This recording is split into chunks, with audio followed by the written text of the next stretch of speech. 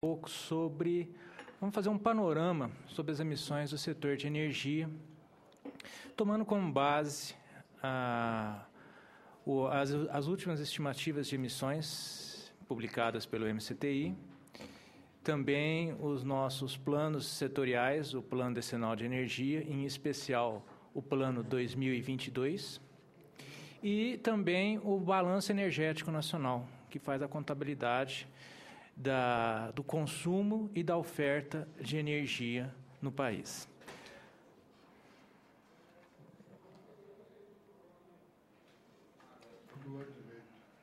Sim. Bom, vamos começar dando um contexto da atual situação em algumas áreas.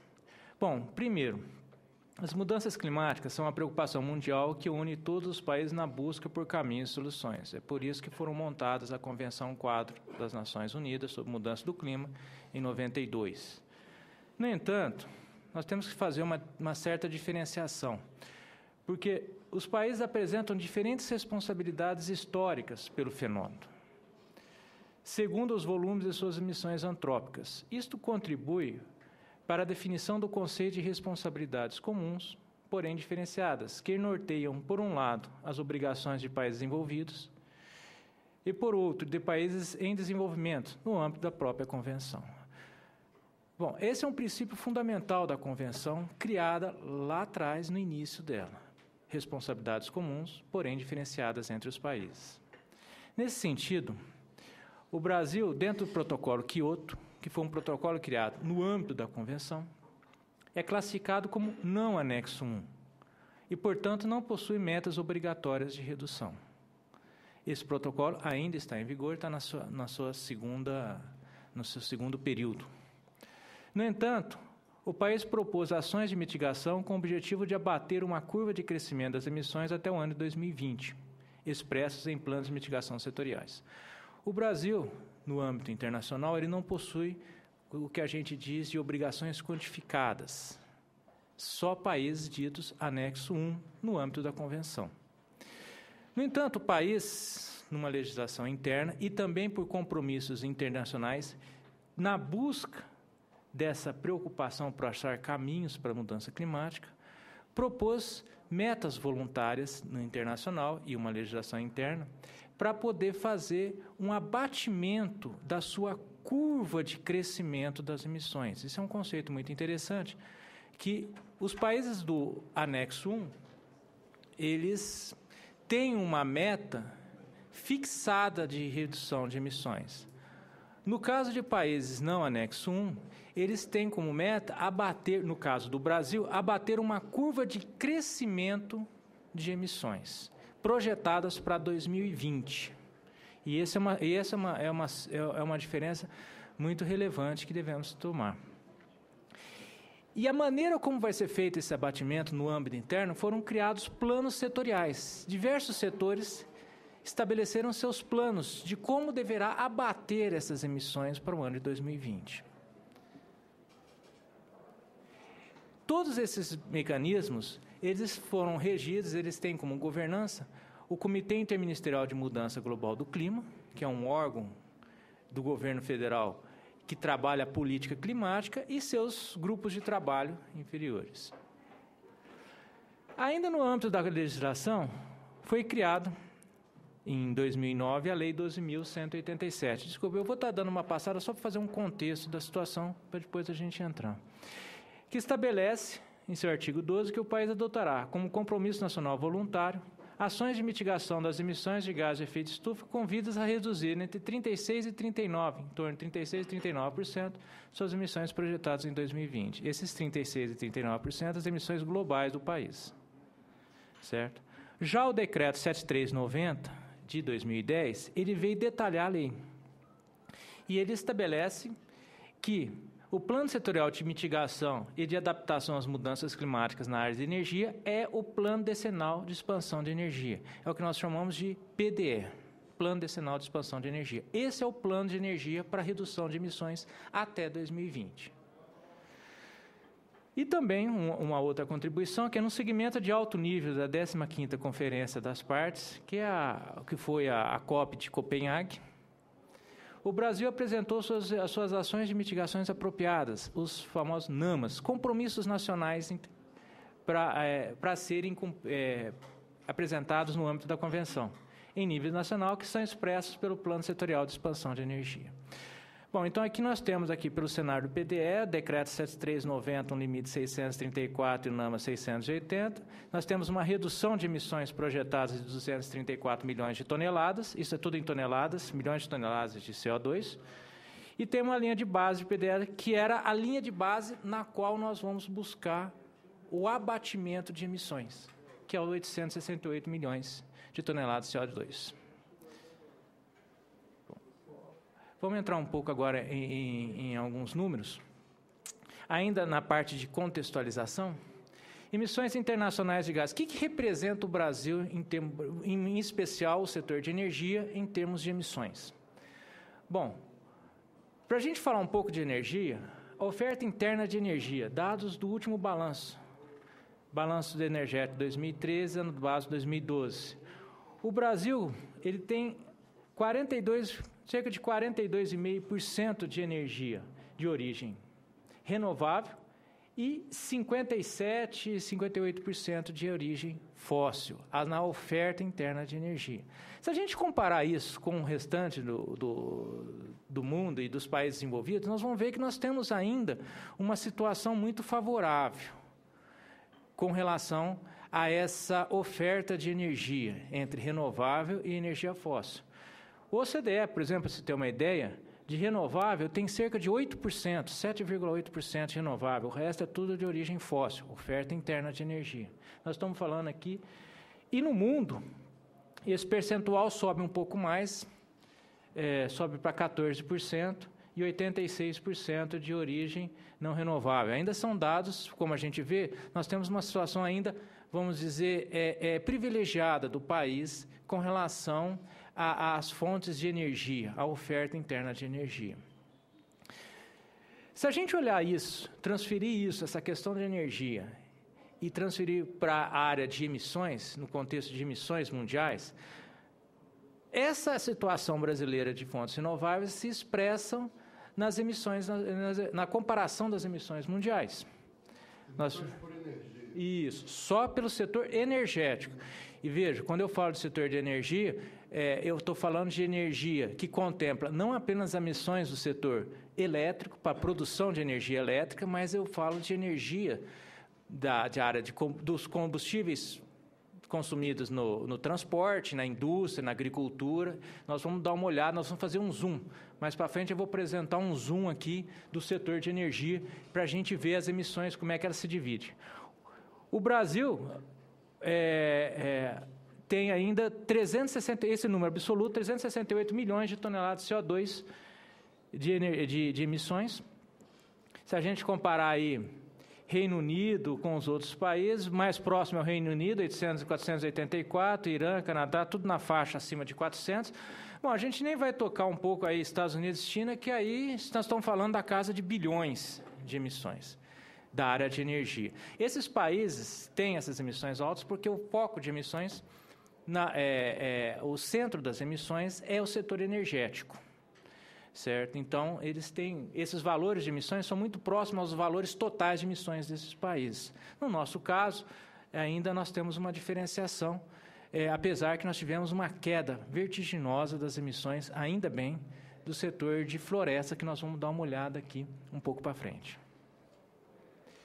Aí, ó. Esse é o quadro, essa é a pizza, ela demonstra a divisão de emissões no setor de energia, puramente, minto, esse é do setor nacional, que é aquilo que nós estávamos comentando. Emissões nacionais 2010. Como já foi comentado aqui, o setor agropecuário, o setor de florestas, desmatamento, teve uma queda muito grande das emissões, dados de 2010, a estimativa de emissões do ano de 2010, publicado pelo MCTI, teve uma queda vertiginosa das emissões do setor florestal, muito bom, que era o nosso, vamos dizer, calcanhar de Aquiles internacionalmente.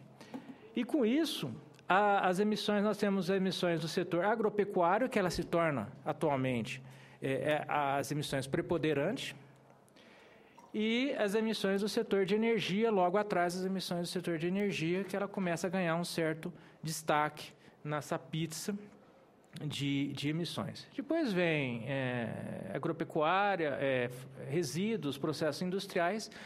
Veja, é bom lembrar que processos industriais, principalmente processos industriais, não contemplam as emissões da queima de combustíveis. As emissões da queima de combustível da área de indústria, ela está contabilizada dentro do setor de energia. Por isso que os processos industriais ela tem um valor baixo, que é só as emissões devido ao processo de transformação. Certo? Uma outra questão interessante, a gente pode dar uma olhada aqui, é o crescimento de emissões, e aí dentro do setor de energia, a gente começa a dar um foco, pode ver que está um pouquinho destacado a área de energia, vamos dar um foco agora no setor de energia, e vamos dar uma olhada como é que evoluiu o setor, e quais são, dentro da área de energia, quais são os setores que mais emitem, dentro da área de energia. A gente pode dar uma olhada, existem duas curvas que se destacam, e essas duas dentro do setor de energia. Essa curva azul, que é a curva de transporte, ou seja, a queima de combustível na área de transporte. E nós temos uma outra curva que se destaca, que é a curva do setor industrial, que é a queima de combustível dentro do setor de indústria. Existem crescimentos dentro dessas emissões ao longo de 1990 até 2010. Os demais emissões do setor de energia praticamente estão estabilizadas e em patamares bem baixos, que é a questão da queima de combustível nas centrais elétricas de serviço público, ou seja, termoelétricas para geração de energia elétrica, basicamente, né? Gás, carvão e demais fósseis, que nós temos diesel e óleo diesel também para geração de energia elétrica. E a queima de combustível na agricultura, que também é baixa, e residencial também, que não tem na curva não tem, frente à indústria e transporte, não tem uma significância muito grande. Se a gente olhar um pouco mais, a gente vai estar falando um pouco agora, entrando um pouco no plano decenal, que é o Plano Setorial de Energia. Quais são os objetivos, que são os NAMAs previstos internacionalmente e nacionalmente para a redução de emissões no setor de energia.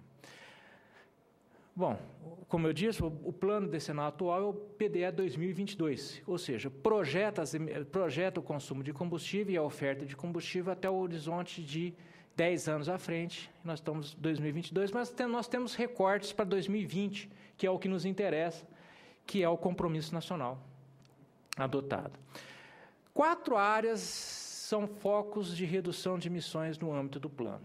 As 4 áreas são: aumento da participação de biocombustíveis na matriz de transporte, expansão da hidroeletricidade, expansão de outras fontes renováveis de energia, em especial solar, eólica e biomassa para geração de energia elétrica, e estímulo à eficiência energética no consumo de energia elétrica e de combustíveis. Então, são esses os 4 grandes áreas de ação do plano para o combate, para a mitigação dos gases de efeito estufa na área de energia.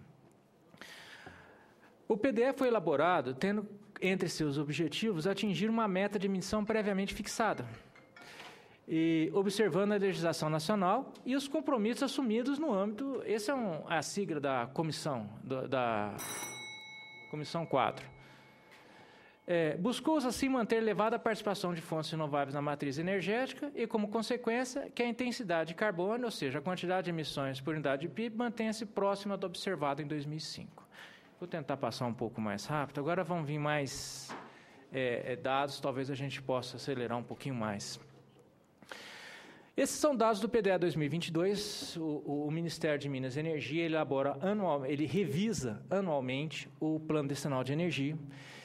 Atualmente está sendo elaborado o Plano Decenal de Energia 2023. Então, nós estamos ainda com dado, o PDE oficial válido é o 2022. Esse aí é um quadro de projeção de emissões do setor de energia de 2012 a 2022, mas nós fizemos um destaque aqui em 2020, que é o foco, que é o alvo dos compromissos nacionais e internacionais. Pula de 437 milhões o total para 643 milhões em 2020, redução de emissões. A gente pode pegar esses dados, são números, a gente fica melhor ver numa forma de percentual como é que isso vai se comportar. Bom, nós temos aqui em 2022, vejam, essas pizzas são só com relação à área de energia. Então, o que representa os percentuais de emissões no âmbito energético?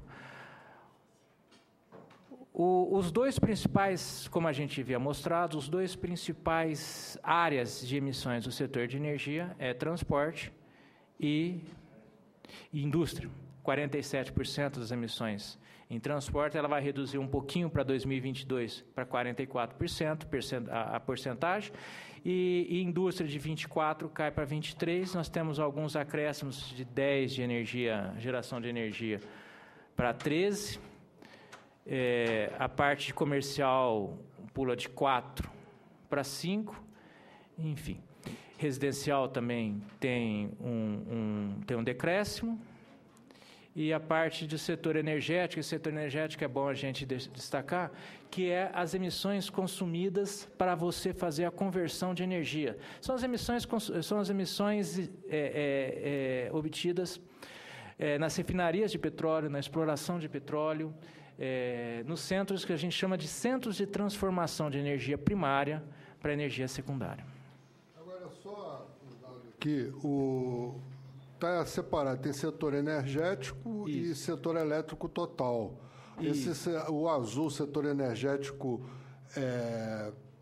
inclui alguma coisa de geração de energia elétrica? Não. Esse setor energético, essa é uma nomenclatura que, por isso que a gente gosta, de vez em quando ela faz um pouco de confusão. Esse setor energético, como eu disse, é só o consumo de combustível nas refinarias para exploração de petróleo.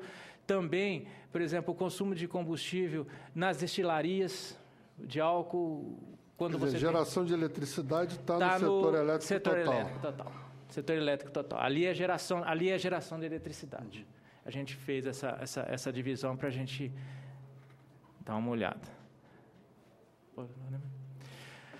Bom, então, sendo o plano decenal o plano setorial de mitigação de emissões, como é que está previsto a atuação do plano? Como é que está previsto as ações do plano decenal naqueles 4 itens que eu falei? Hidroeletricidade, biocombustíveis, fontes alternativas e eficiência energética. Eu vou dar um panorama do plano decenal. É rápido, tem algumas poucas transparências para a gente entender como é que isso está dividido. Bom, vamos colocar aí capacidade instalada. Bom, o Plano Decenal 2022, primeiro, ele prevê um pulo de capacidade instalada. Nós estamos falando aqui para geração de energia elétrica, né? Nós estamos dando um foco na geração de energia elétrica, e ele pula de uma capacidade instalada de 120 GB para 183 GB em 2022. É muito. Nós estamos agregando aí mais de 60 gigawatts em 10 anos de energia. É um esforço muito grande. Comparado, vamos dizer, a países já com a sua matriz elétrica consolidada, com seu desenvolvimento, a sua infraestrutura já consolidada, que não tem crescimentos desse porte. É lógico, se nós compararmos com China e Índia, vai ter algo, os níveis são próximos ou, é claro, superiores. Hidro. Ainda assim, a participação de fontes de hidrelétrica, elas continuam preponderantes ao longo dos 10 anos, 71% em 2012 para 65%, cai um pouco para 2022. As UTEs, usinas termoelétricas, tanto de gás quanto de carvão, quanto de demais fósseis, elas pulam de 17 para 23%, existe um acréscimo de usinas termoelétricas. E aí a gente fazer um agregado PCH, biomassa e eólica. Eólica é um destaque que a gente pode dar, é um crescimento projetado muito grande, de 2 para 17 gigawatts de potência. Então, mais ou menos, é assim que nós prevemos, de acordo com o PDE 2022, como é que vai estar a nossa capacidade instalada para geração de energia elétrica em 2022. E, é claro, em 2020, vai passar por 2020, de como isso tem um reflexo direto nas emissões. Ou seja, ainda nós vamos continuar tendo uma forte participação de renováveis na matriz. Se a gente fizer um foco agora, nós passamos então ali, basicamente, hidrelétrica e fontes alternativas. Se a gente fizer um foco agora na questão dos biocombustíveis. Bom, oferta de etanol. Crescimento da oferta de etanol. Nós passamos de 27 bilhões de litros em 2013 para aproximadamente 54 bilhões de litros em 2022. Aí, o azul e o vermelho é a divisão entre amido e hidratado, e um pouquinho de importação, que aí é praticamente quase que insignificante. Se a gente fizer uns foco agora, saindo de etanol e fizer um foco agora na questão do biodiesel, nós temos um aumento de demanda de biodiesel projetado de 2,5 bilhões de litros para 4 bilhões, sendo que aquela linha tracejada em cima dos 6,9 bilhões de litros é nossa capacidade instalada de biodiesel no país. Nós temos, então, uma folga entre a capacidade instalada de biodiesel e o que nós estamos projetando de aumento da demanda de biodiesel no país. É lógico, isso aqui veio antes dessa última regulamentação da passagem de 5% de biodiesel no diesel para 6%. Esse dado é anterior a essa última legislação. Eficiência energética. Aí sim, nós estamos o dado aí, a sigla aí é TEP, tonelada equivalente, porque nós estamos aí misturando e comparando combustíveis com energia elétrica. Então, nós estamos aí pulando de um consumo potencial sem conservação de 252 milhões de TEPs de 2013 para 390 milhões de TEP 2022, certo? E uma conservação aí, energia conservada em TEPs, que aí inclui todos os setores, não é só o setor elétrico, todos os setores, de 1,4 milhões de TEPs, de toneladas, para 22 milhões de energia conservada. Ou seja, nós pulamos de 0,6 para 5,8 para 2022 milhões de toneladas conservadas. Aí uma divisão dentro dos setores, a apresentação depois, se alguém quiser alguma dúvida, a gente pode abarcar. Bom, finalmente as principais conclusões. Bom, a manutenção no PDE 2022 de um alto nível de fontes renováveis na matriz energética nacional, 41% ainda nós temos os dados. O PDE 2022 mantém seu compromisso com os objetivos de mitigação de emissões de gases na matriz energética nacional, em respeito à legislação nacional e os compromissos assumidos pelo Brasil no âmbito internacional, lógico. As ações previstas para alcançar o compromisso nacional voluntário de redução de emissões dos gases estão sendo implementadas. Ou seja, o PDE está em implementação. O Plano Nacional está em implementação. Que são as 4 partes: expansão hidrelétrica, fontes alternativas, expansão da oferta de biocombustíveis e incremento da eficiência energética. E o PDE é atualizado, um dado interessante que eu já havia falado, o PDE é atualizado todo ano, ou seja, todo ano ele é revisitado, o PDE, e ele é atualizado todo ano, e nós acompanhamos essas atualizações. Isso garante que possíveis desvios com relação aos compromissos em razões de condições conjunturais possam ser oportunamente compensados nas próximas edições do PDE. Era isso que eu tinha que falar. Agradeço. Ok, obrigado, Luiz Fernando.